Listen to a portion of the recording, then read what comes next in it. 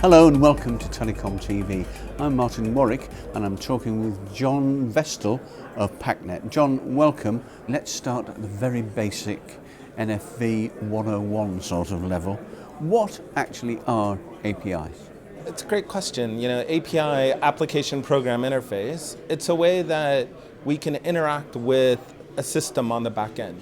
So I may have a software system, a hardware system, I have some sort of system, and I need to be able to programmatically control that system. I don't want to have to do it through a GUI because I want to automate it, so I want my application to speak directly to that back-end system and be able to program it and tell it what to do and how to do it.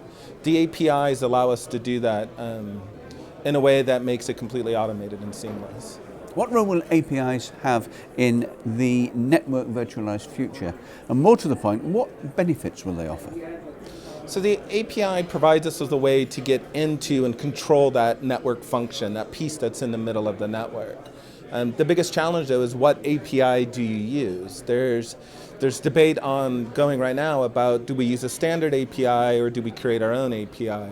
And if we're using a standard API, do we wait for the standard? If we look at time to market, we want to be quick, we want to be agile, we want to be the first ones to market. Standards body want to do the exact opposite. They want to be extremely slow, they want to hit every single box, they want to have a perfect solution, and they often forget about the commercial aspects, and they don't focus on the actual what a business needs to get it done. So the API is important from two perspectives. One is, how do I, as a programmer, talk to that system? But as well as, how do my customers interface with my system?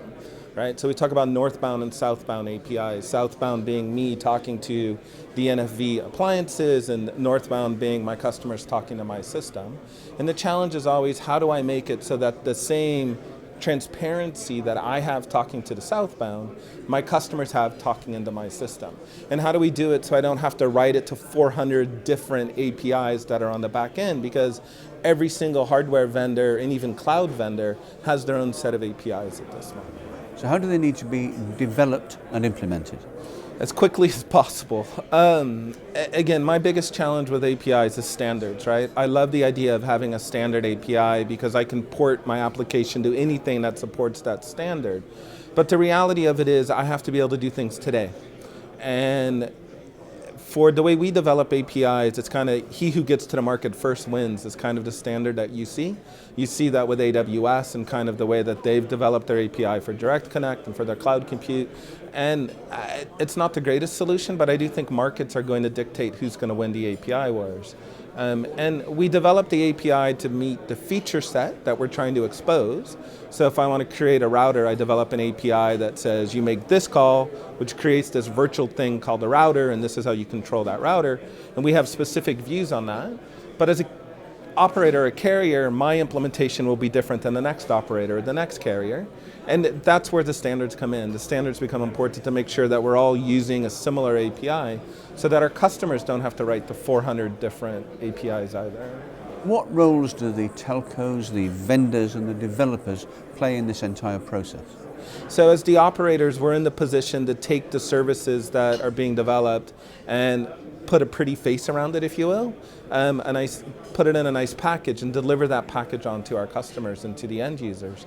So when I sit down and talk to hardware vendors or cloud operators, whoever's out there and we're trying to interface with, the first question I always ask is, give me a copy of your API. Right? I want to see what features you can support at the application layer so that I can figure out how do I take and monetize that. How do I take that application, tie it into an overall product that is being delivered to our customer and deliver that to my customers directly. Without the close interaction between the vendor and the actual carriers, we end up failing. You end up getting products that are specific to what the vendor wants and not actually what the carrier can utilize. What do you think would be the ideal set of APIs? Flexibility, right? I need something that is expandable, something that allows me to know what's going to happen in the future. The biggest problem when we define an API is it's at that moment in time. And as we know, technology is increasing, Moore's Law every 18 months and all those things. I need a way that I can write once and be able to expand to that without having to rewrite the entire interface that I have back to that application or into that back end. We do it with versioning. We do a few things so that version 2 is different than version 3, which is very different than version 4. But now all I end up doing is having really nasty branching logic in my code to say, well, this person's using a version 2 API, so do this, and this person's using version 3, so do that. I need a way that we can have something that's consistent and actually expandable and future-proof. I wish I had a solution now, but I don't know. John Vestal, thanks very much. Thank you, it's been my pleasure.